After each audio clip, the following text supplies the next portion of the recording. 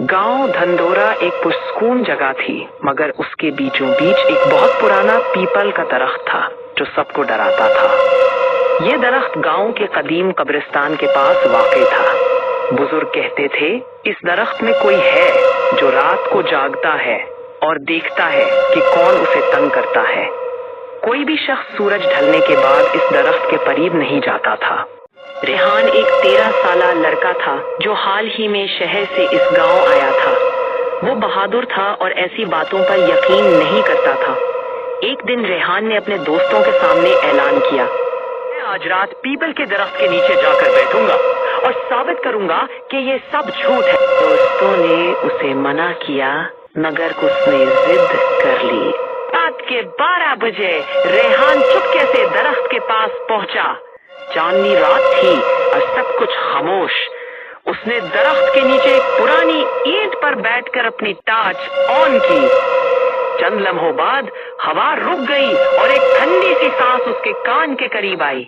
पीछे देखा, कोई नहीं था। दरख्त की शाखें हिलने लगी, लेकिन हवा बिल्कुल नहीं थी। एक साया दरख्त से नीचे उतरा।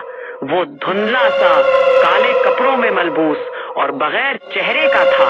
वो साया ने आहिस्ता से, ये दरख्त मेरा है, जिसने इसे छेड़ा वो कभी वापस न गया। रेहान ने भागने की कोशिश की, मगर उसके पांव जमीन से चिपक गए।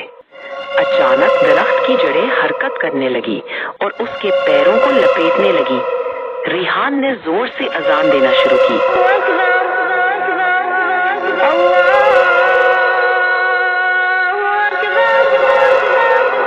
जैसे ही उसने मुकम्मल अजान खत्म की, साया चीख मारकर गायब हो गया। जड़ें वापस चली गईं और रेहान भागकर अपने घर पहुंचा। सुबह रेहान को बुखार था। उसने सबको दरख्त की हकीकत बताई। गांव के मौलवी साहब आए, कुरान पाक की तिलावत की और पीपल के दरख्त के नीचे पानी छिड़का।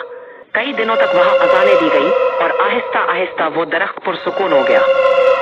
कहा जाता है कि बरसों पहले एक जालिम साहूकार को लोगों ने इसी दरख्त के नीचे दफन कर दिया था और उसकी रूह वहीं भटकती थी।